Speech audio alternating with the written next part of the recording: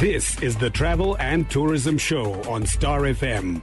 We are Star FM, sounding good all the time. Good evening and welcome to the Travel and Tourism Show. I'm your host, Mazwi Shamu. September started with a bang and it's Gunyana Groove here on Star FM, sounding good all the time. So much going on, so many different activities. I'm sure there has been absolutely everything for everyone. Joining me tonight is Tinashe Farawo, the Public Relations Manager for Zimbabwe Parks and Wildlife Management.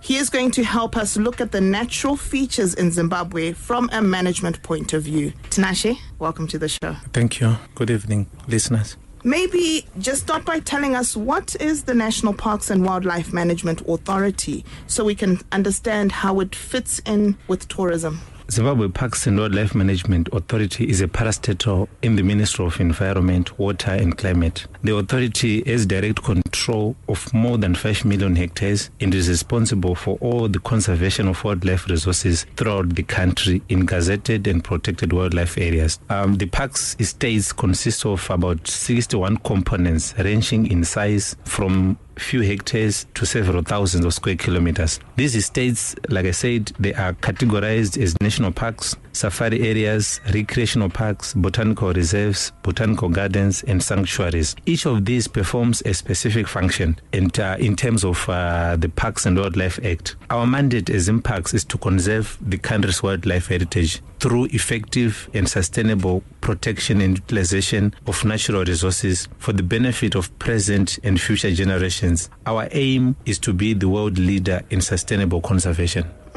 You mentioned national parks. How many are there? We have 11 national parks, and they are established to preserve areas of outstanding natural scenery. We have indigenous plants and wildlife and representatives examples of indigenous ecosystems. Only non-exploitative forms of utilization such as tourism and education are allowed to take place in these national parks. Zimparks is not exclusively associated with wildlife, but national parks may be declared for other reasons. For example, we have the Victoria Falls National Park, which exists mainly to protect a unique example of natural scenery, like the mighty Victoria Falls. Most national parks, like I said, were established because of the value of the plant and animal communities they contain. The country's prime examples of national parks, we have your Hwange National Park, which is one of the finest wildlife areas on the continent. We have also, in our national parks, we have the Big Five, which is your Hwange National Park, your Manapus, your Matopos, your Nyanga. Those are the Big Five national parks that we have. And in those Big Five national parks, we normally have our Big Five animals, your elephants, your rhino, your lion, your cheetah, your hippo. So those are the Big Five that we have in those areas. I find that very interesting that you've got Big Five national parks and we also talk about the Big Five animals within the country. So I think it's really interesting how you linked those two together.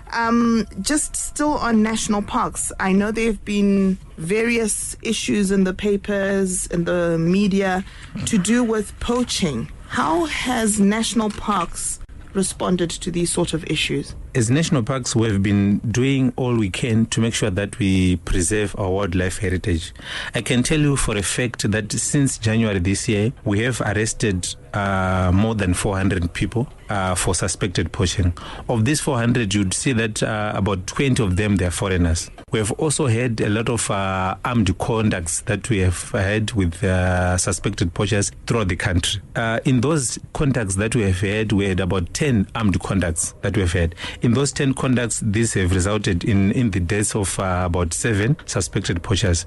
We don't celebrate the loss of life. It's very unfortunate that we were left with no option but to ensure that we preserve and conserve our wildlife heritage in a sustainable manner. So you would see that we have tried our best to ensure that we protect this, despite the limited resources that we have. Of all the 400 people that have been arrested, their cases, they're before the course at various stages. And then also that we have also recovered almost 20 rifles. We have also recovered in excess of 40 elephant tusks. And these are the efforts that we are putting in place to ensure that we preserve our wildlife. We've also managed to ensure that at least we continue to educate our communities, because our communities need to realize that these animals, they belong to them, they are theirs, they need to be protected. So we continue to educate those communities to make sure that they protect together with us. It is a national responsibility for every Zimbabwean to make sure that he or she takes part in the protection of our wildlife. As national parks, we have been always saying we are calling upon businesses, corporates, everyone else to come and partner us so that at least we conserve this very rich and important wildlife heritage. It doesn't only belong to us as a generation, but it also belongs to the future generations. So it's important that we work together, we partner so that we preserve this important wildlife that we're blessed with. Still on poaching, Tinashe, when we hear the facts and figures, it seems like a lot. How hard hit are we, and how do we compare with other destinations within the region? Is it a bad problem? Are we at a critical stage in Zimbabwe, or are we managing it relatively well? I think we are managing our wildlife very well. As we are speaking, we have the second biggest elephant population in the world, with plus 80,000 elephants that we have. We are trying our best. We still have a healthy population of lions. We still have a healthy population of rhinos. Although we still face problems, but our efforts, we continue to say, let's work together. This is our natural heritage. Let's work together. Let's protect this wildlife heritage. It's important to partner private businesses, corporate, so that at least we put our efforts together. It is a national responsibility to ensure that we protect this wildlife. We might have challenges here and there because of the lack of resources, but the little resources that we are having, we are ensuring that we protect this wildlife. Okay. What are some of the activities that can be done in the national parks? Recreational activities. You mentioned that earlier on when you were talking about the different national parks that are in Zimbabwe. Our recreational parks, they mainly exist to provide recreational opportunities to members of the public.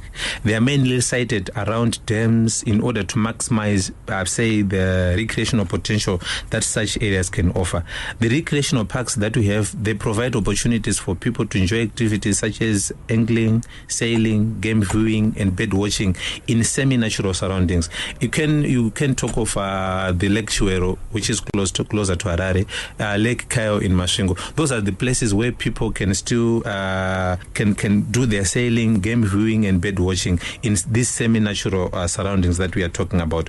I think it's also important to note that we also have safari areas, where in these safari areas they are often these safari areas, in most cases, they are adjacent to our national parks, and in some cases they can be declared, or they may be declared for the same reasons as national parks, but permit a greater degree of utilization of our wildlife.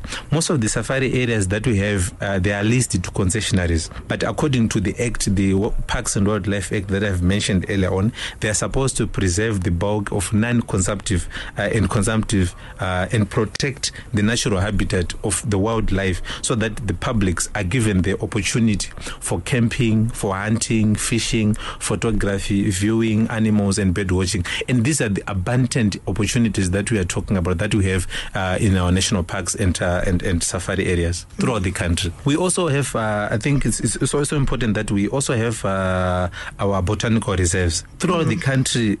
We have about 18 botanical reserves, and some of which are contained within other components of the wildlife areas the estates that I've spoken about.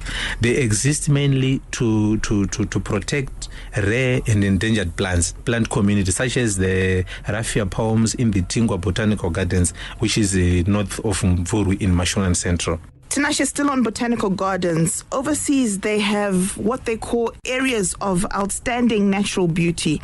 And these places, people go for cycling, they run in the parks, and they are well preserved. Tell us more about ours. What can people do? How can they get there?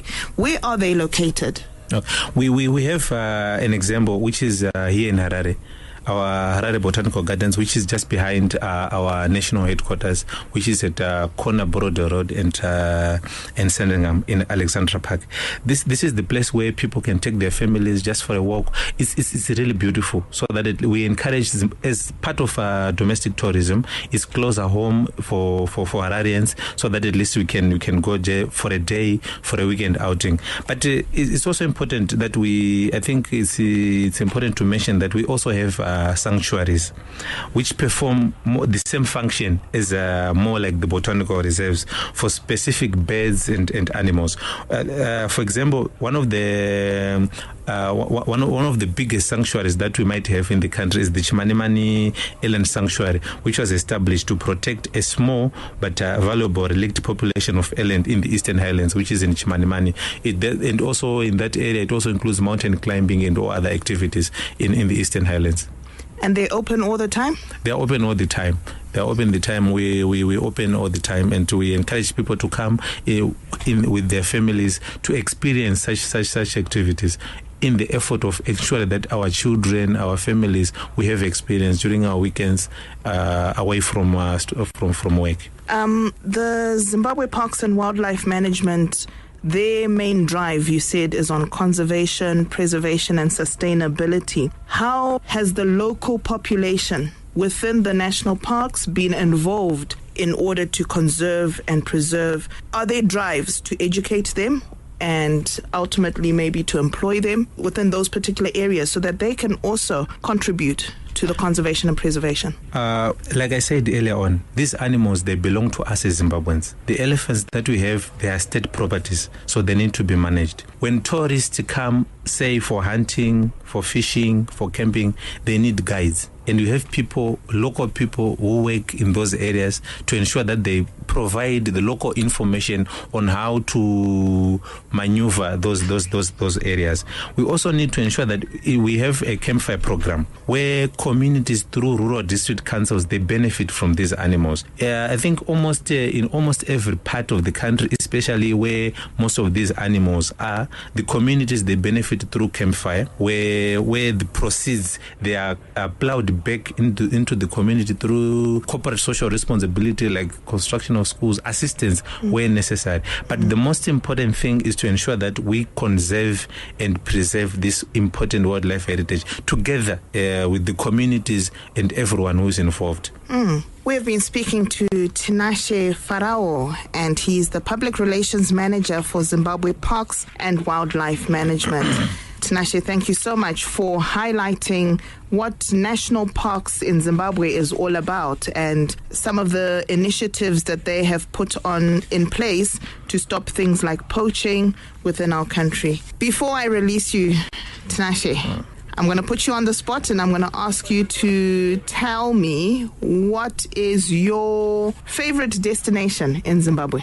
I wouldn't want to say my favorite destination per se, but I think I want to encourage all Zimbabweans in the interest of pushing domestic tourism to find time to visit the big 5 national parks that we have in the country, your Manapus, your Hwange, and we have also another place where I think it's only about an hour's drive to, which is Umfurudze in Mashina Central, just after Shamva. It's a place where you can go with your family, elephant experience, game drive, and sightseeing.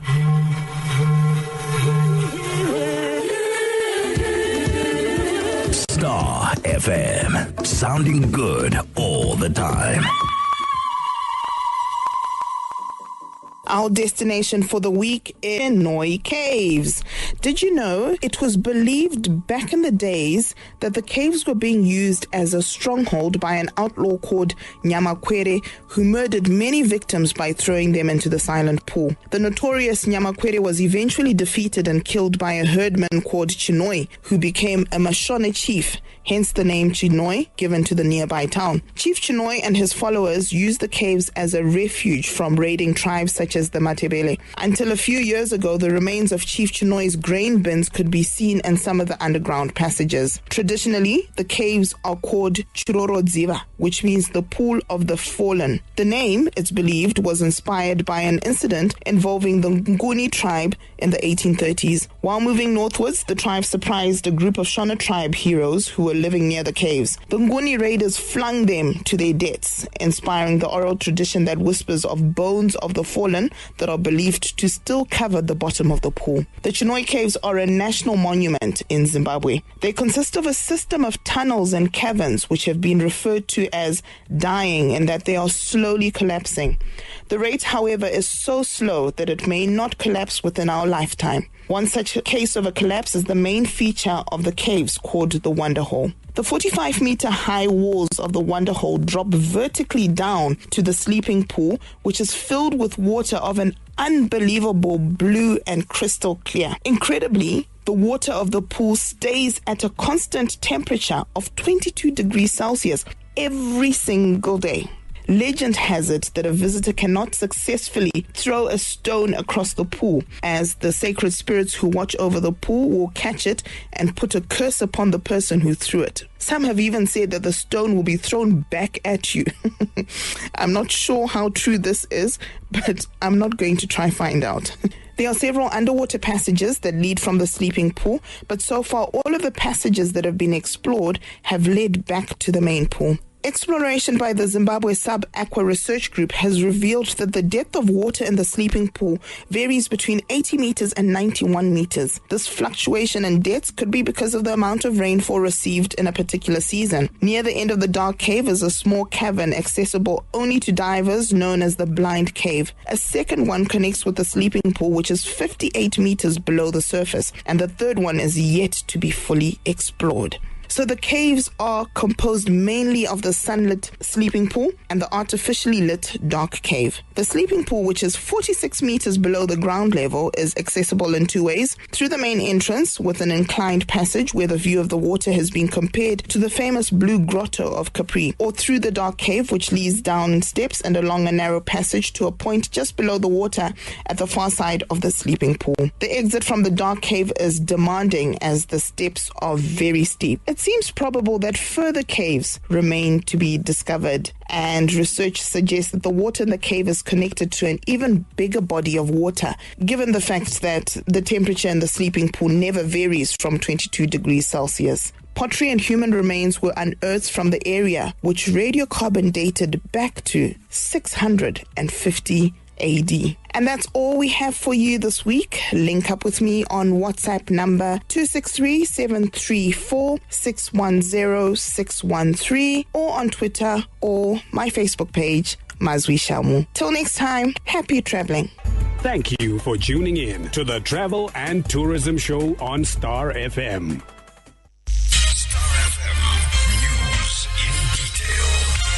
So very good evening, Star FM News in detail. My name is Ratizo Matizanazo. Health and Childcare Minister officially opens 3-day conference organized by World Health Organization for tuberculosis and HIV programs managers.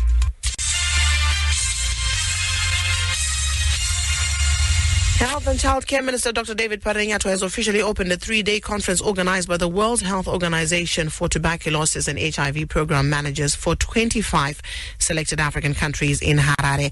In an interview with Star FM News, Dr. Parenyato said the conference aims at strengthening the health sector's response to TB and accelerating progress towards achieving universal access of HIV and AIDS treatment.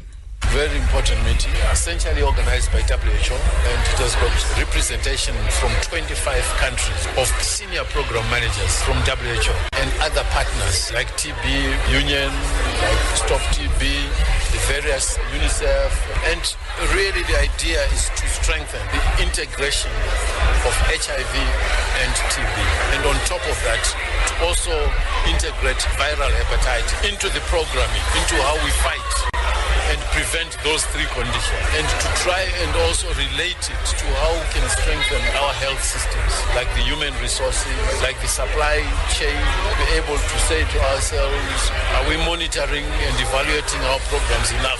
Because these program managers, that's what they're trained for. things like monitoring and evaluation. So the final issue they are going to look at is the issue of financing. In the end is how do you finance? Our countries now aware that they should finance health system more than they've been doing in the past.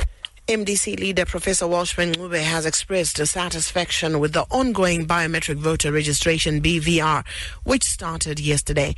In an interview with Star FM News after registering to vote in Bulawayo, Professor Ngube called on Zimbabweans to register to vote. We hope that when the exercise is in full swing and the mobile ones are there across the country, everyone will have the same experience that we have had today. Are you happy with the turnout? Going by what we're seeing here, obviously there appears to be a steady stream of people coming in, and assuming that there is this steady stream across all centers, then it is quite encouraging that people are taking this exercise seriously and they are coming to register. And we obviously continue to appeal to every Zimbabwean who is 18 years and above to go to the nearest registration center and register. It is our democratic right to be registered as voters. It is a constitutionally guaranteed right that we should participate in elections and that we should choose a government of our choice. Meanwhile, various other opposition leaders in Bulawayo registered to vote today. The government has released civil servants' pay dates for this month, with soldiers expected to receive their salaries tomorrow.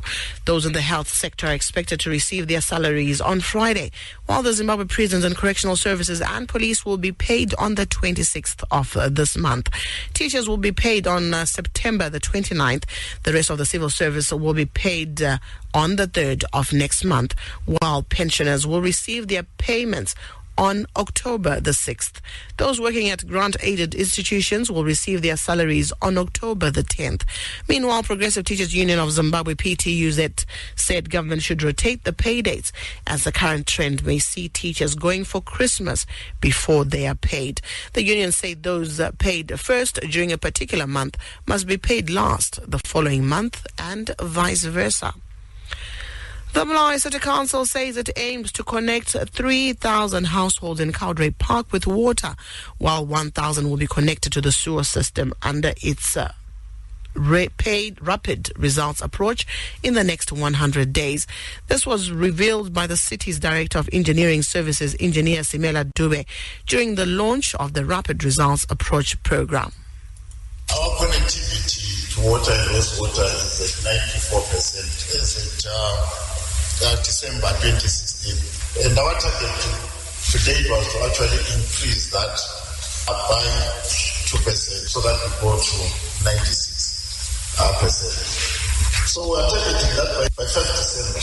We should have connected 3,000 properties, out of that 15,000 with water. And within the same area, the strategy was to provide water first, and then we'll do sewer following that. Then we'll do roads as the last program. Water obviously for improvement of sanitation and sewage, so that we're able to dispose of that water. On sewage, our target is to increase to connect 1,000 properties by 5 December 2016. That's the performance that we're targeting to. Like I said, at the end of the day, that point of view is the national target. A dreadlocked Bulawayo man has told a court that mbanje is good for hair and it helps him forget his problems. Biekaya Siziba, age 39, from Emakandeni suburb in Bulawayo, said he uses the dagger to relieve himself from stress and grow his hair. Siziba pleaded guilty to possession of drugs before Western Common Age Magistrate Mr. Lungile Ngube, who remanded him in custody to tomorrow for sentencing. Siziba pleaded for a non-custodial sentence, saying he is a breadwinner. The father of 3 said he has been smoking a minimum of 2 twists of dagger a day for the past 7 years. Prosecutor Mr. Petros Shoko said Siziba was found in possession of 190 grams of mbanje with an estimated street value of $190. He told the court that he bought the dagger in bulk to avoid spending more than $1 a day. Asked what the court should do with the mbanje, he said it should be burnt, and he promised to stop smoking. Mr. Shoko said police recovered mbanje from Siziba on Monday when he was walking along Masiepambili Drive near Emakandeni suburb. In the arts, Tambarimba Arts is set to host its 4th edition of the Marimba Music Festival this Saturday at Longchen Plaza in the capital. The festival, which seeks to promote culture and create a platform for talented students and youths, will be running under the theme celebrating our diverse talent through Marimba. The festival founder and director, Mr. Donald Shidalaenzi, said over 25 schools will showcase their talent at the event. He speaks to Star FM News. Tambarimba Arts is all about marimba. We specialize in marimba music, and we started this project in 2011, only focus on marimba. As Tambarimba, we host an annual festival where we bring together several schools to come and showcase their talent in marimba. And this year we are actually having our 4th edition of the Tambarimba Marimba Festival, where we are bringing together over 25 schools which will be participating and showcasing their talent in our traditional marimba instrument. What we have achieved so far, we've created a passion or an appreciation of marimba music. We had realized that most people are not aware or are not interested in our own traditional marimba music. So over the years, we've created that appreciation of the music, and also we've created a lot of opportunities for talented students and youth through their talent in marimba. In international news, protests in St. Louis in the United States have continued for the 4th day following the acquittal of a white former policeman accused of murdering a black man. Police have made a number of arrests in connection with the unrest. St. Louis Mayor Leda Crewson speaks to Al Jazeera. We will protect the rights of people who protest, demonstrate, and have their opinions heard. We draw the line, though, at violence. And that's the news in detail. Thank you for joining us. My name is Ratizo Matizana. The news team is back with you tomorrow morning, 6 a.m. for more news.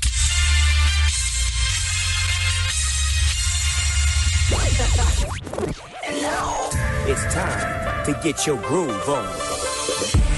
It's fun, it's fresh, it's summertime. Come on and get your groove on. Come on and get your groove on. Star. Put your hands up high and move your body, get your groove on. Hashtag Gunyana Groove, Gunyana Groove, Gunyana Groove, Gunyana Groove. This is Farmers Forum, brought to you by Seedco. Kuti Seedco, ndo kuti mbeu.